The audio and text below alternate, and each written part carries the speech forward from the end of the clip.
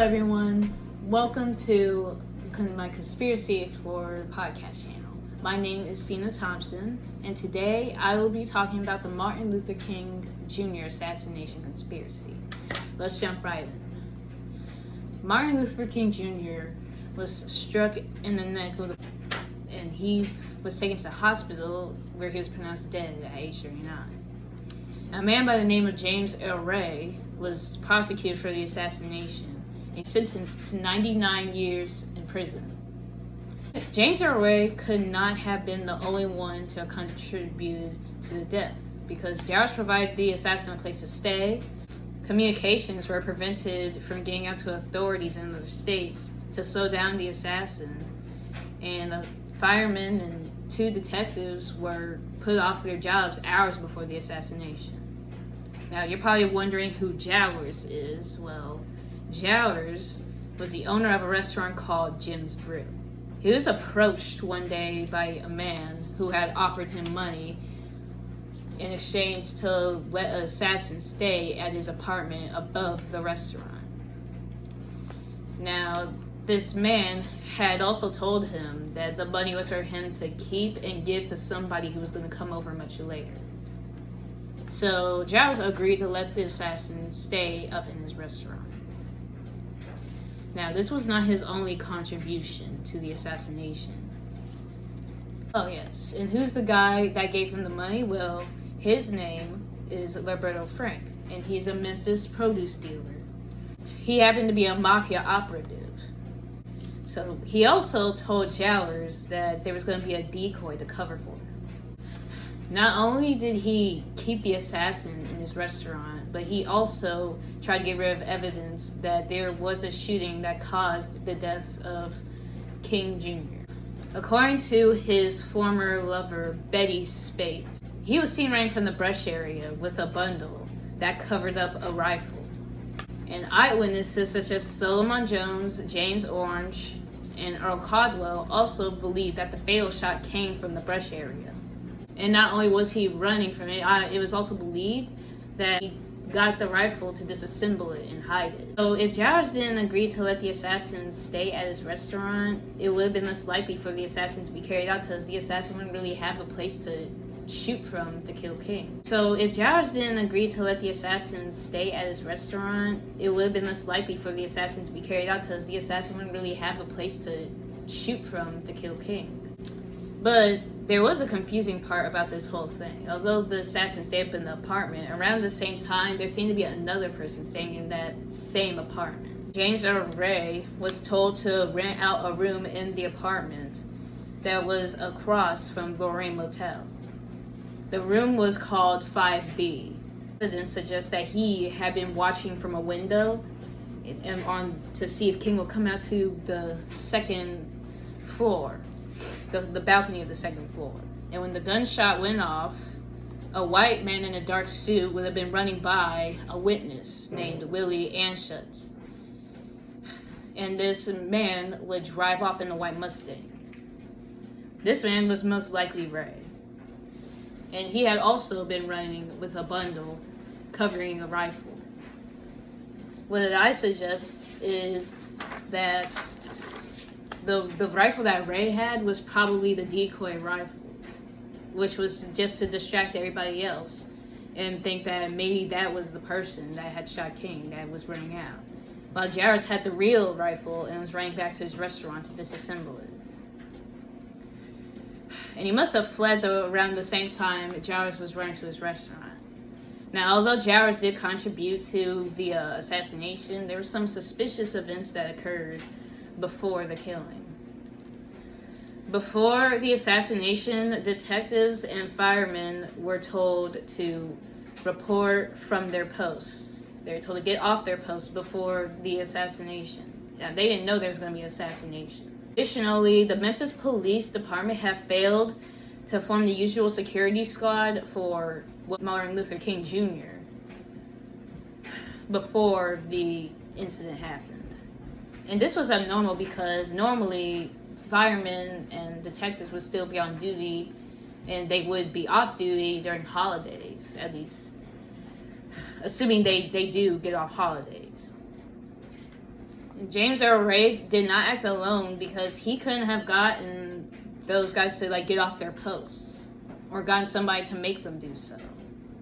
The government probably instructed the people who run those places, the detectives and the firemen, to let them off the post. And probably didn't really tell them why. Now I am going to show you an interview from somebody who is alive when King was shot and killed. And I was in the 11th grade in high school. We'd just gotten over the assassination with Kennedy, with the Kennedys, and then here comes Martin. This is before Robert Kennedy, but then here comes Martin, and they took him out. But what was so striking about that is that everybody pointed to, all the people who were in the room with him pointed to the window where the gunshot came, okay? And this gentleman, I forget his name, because it was so devastating, but James Earl Ray, I think that was his name. He was alone. He was alone when he did those shootings. Now, whether somebody put him up to it or not, that part I wouldn't have known. Okay, anybody watching it on television, you're not gonna really know unless you research it now, because there's been a lot of investigation. But I do remember the heaviness of the feeling, the anger in the community, in the African American community. They were ready. That's when the riots broke out. After that, they were ready to just tear up everything because people were so devastated by his loss. He was a man of peace.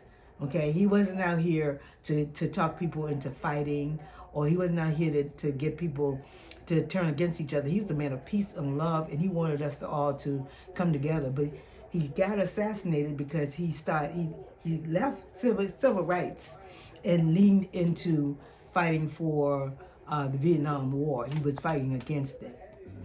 He wanted the war to end. Okay, that's much bigger than civil rights, because you're talking about, you're not just talking about African Americans being marginalized and mistreated. You're talking about a whole community of all kinds of people in America, American people, especially military.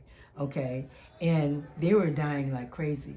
68 was a horrible year. I remember the deaths. I remember having friends, lost friends who had gone into the war and were killed. They didn't come back home. So with all of that, he ventured from civil rights into protesting against the war. And that really upset the government. Okay, and I do believe, yes, I believe that the government had something to do with it. I have no doubt that the government they were investigating him. The FBI investigated him. They made up lies about him. They convinced his wife that he was having an affair. You know, they used things against him. So yeah, in that time, I think by the time they killed him, African American community was done. I mean, absolutely done. And that's why they started burning up cities. That's when you had the Watts riots. You had all these riots, it was in Detroit, DC, all over, because people were so angry, and it was nowhere for that anger to go. And did these riots happen on the same day of the assassination? No, they happened over time. They were it was like rolling stones. You know, one was here, and you heard about it over here. Next thing you know, there's a group over here. I remember even in Richmond, they didn't riot, but they marched. They marched down the street. People were upset. Folks just came out. It was the worst. It was one of the worst times I ever remember, because it was the heaviest times. And I feel that right now, since Trump has gotten in office and the Conservative Party has taken over, it feels like 1968. It feels like at this point, when they killed King, it was like, where do we go from here? He got us the 64 Act. He got us the Voting Rights Act in 1964. He got us. We're able to go to restaurants. We got segregation, integration came in. Not segregation, but integration came in. So things that was looking like it was getting better. But when you're killing all your heroes, you're killing all the people who are out there fighting for you, you start losing hope. And that's what happened. And that's why riots happen, because people don't have no hope. They have no faith. So They killed the Kennedys first, didn't yeah, they killed John Kennedy first. they? And Robert. Robert was killed afterwards, I believe. Because because Robert is the one who announced that Martin Luther King had been killed. Yeah, He was in right, the right. John Kennedy, That's not Robert Kennedy, was in, I can't remember the city, but he was in the city and he was talking to a whole crowd of black people, and he had to tell them. He had to be the one to tell them. Okay, and I would tell you, that's the bravest thing I'd ever seen a white boy do, because you're in the middle of all of these African American people who are just after being told, they were devastated. It's amazing that they didn't go after him, because anything and everything that was wrong with this country, we were feeling it, we were carrying it, and we still carry it, right to this day. To find out more about Martin Luther King Jr.'s assassination, you can go into YouTube link and watch a video made from the website called History. They talk a lot about the clues that led to assassination, events that led to the assassination. And that concludes today's episode. Well, stay safe out there.